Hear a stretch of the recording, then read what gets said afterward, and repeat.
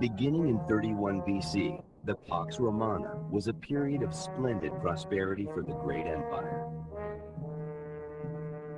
Rome and its colonies enjoyed 2 centuries of peace and order, and the empire continued to grow in the 2nd century, shifting eastward to add Mesopotamia, Syria, and Arabia. The empire now stretched 3,000 miles from end to distant end. Riches continued to pour in. The population grew. People lived longer lives, and the land was able to support them. It must have seemed as if Rome could go on forever.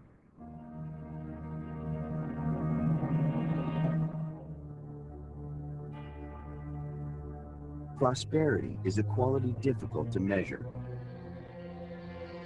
and even harder to pinpoint is the moment prosperity begins to fade.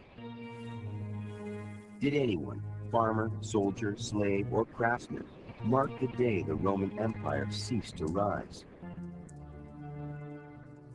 Though far bigger than any other ancient city, Rome never grew much larger than 1 million people.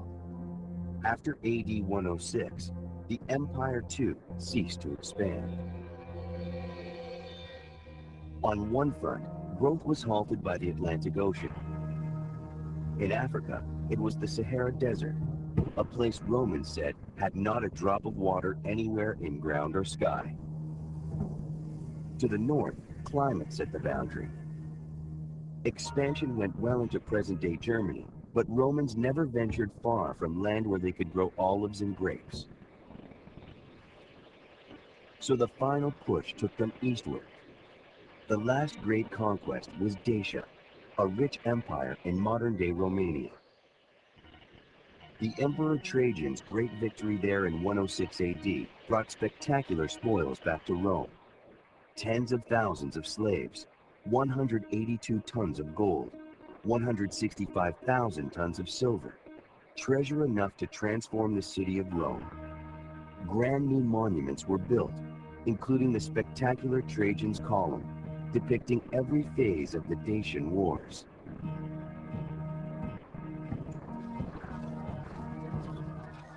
Treasure enough to stage the last great victory celebration, 35 days of non-stop games and parties.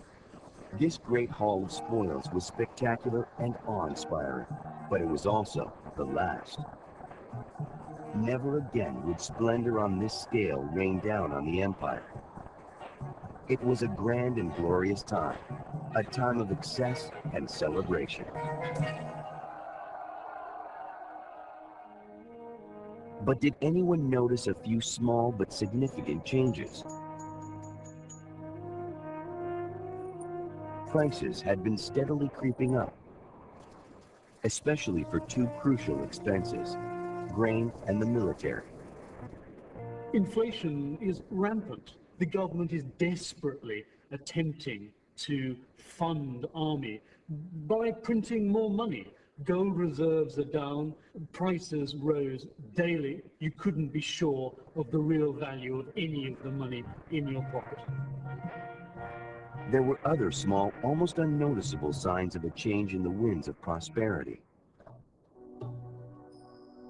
Ancient writers spoke of corruption and greed resulting from Rome's immeasurable wealth. Romans began to see extremes of wealth and luxury as a vice, but at the same time, a universal hatred for the tax collector made tax evasion something of a sport.